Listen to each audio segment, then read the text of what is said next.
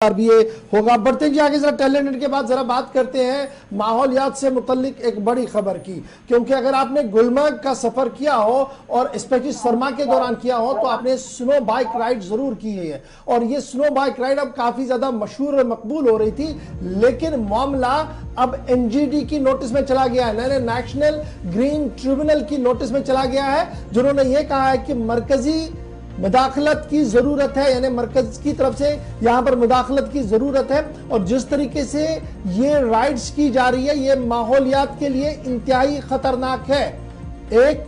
Scooter के वजन पर सवाल है, दूसरा स्कूटर के अंदर इस्तेमाल होने वाले फ्यूल पर सवाल है, और तीसरा यह साफ कर दिया गया है कि नेशनल वाइल्ड लाइफ के जो खत-उ-खाल है, जो एदादे जो जो जो डू एंड डोंट्स है, उनकी सरीहन खिलाफ वर्जी हो रही है, जिससे आने वाले दिनों में माहौलियात को काफी बड़ा धचका लग सकता है। यह मामला चला गया है जी बाज़ाब्ता तौर पर NGT के पास, और नेशनल ग्रीन ट्रिब्यूनल ने इस पूरे मामले पर एक्शन लेते हुए जवाब तलबी भी मांगी है, क्योंकि माना जा रहा है कि एलिगेंट ने जो ये साफ कर दिया, उन्होंने कहा है कि नोटिफिकेशन जो चेंज की तरफ से जारी की गई थी उसके हिसाब से 0 से 4.1 किलोमीटर बाउंड्री जो गुलमर्ग की है वो वाइल्ड लाइफ सेंचुरी की है, और उसके साथ साथ आगे पीछे वाले जो इलाके हैं वो इको सेंसिटिव जोन्स है, ESZs है, और उसमें इस तरीके की हलचल पैदा करने से काफी ज्यादा नुकसान हो सकता है। मजीद क्या कुछ खबर है, सीधे श्रीनगर चलेंगे, क्योंकि बड़ी खबर इस वक्त हम आपको बता रहे हैं कि स्नो राइड शायद चले न चले, लेकिन मामला NGT की नोटिस में चला गया है। हिलाल हांजुरी हमारे साथ ज्वाइन कर चुके हैं। हिलाल, क्या ये पूरा मामला है, एप्लीकेंट कौन है, क्या कुछ उनकी दलील है?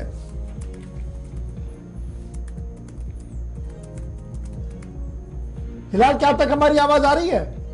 जी जी बिल्कुल आ रही है। अपडेट करें जी, क्या कुछ पूरा मामला है, एप्लीकेशन में क्या कुछ कहा गया है, NGT ने क्या कुछ किया है?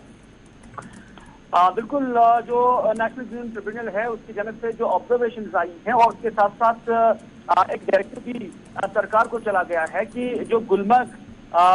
जो वाइल्ड लाइफ सेंचुरी है वहां पर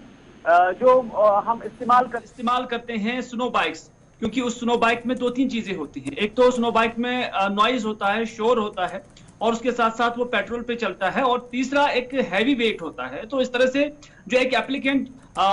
चला गया है ग्रीन ट्रिब्यूनल के अंदर, तो उन्होंने कहा कि ये इकोलॉजी के खिलाफ है, इस एतबार से कि इसमें पेट्रोल का इस्तेमाल होता है और उससे धुआं पैदा होता है और वो इकोलॉजी के लिए नुकसानदेह है। नंबर 2, उसका ये भी कहना था कि चूंकि इससे जो साउंड जारी होता है, आसपास जो सेंचुरी के अंदर जानवर होते हैं वो उससे भाग जाते हैं और उसके बाद वो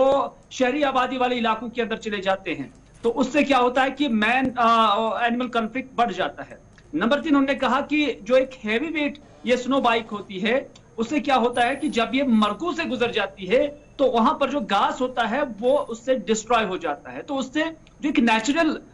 व्यू है या जो नेचुरल एग्जिस्टेंस है इस सेंचुरी के अंदर वो मुतासिर हो जाती है, और कुल मिलाकर जो सेंचुरी की हिफाजत होती है वो मुतासिर हो जाती है। तो ग्रीन ट्रिब्यूनल ने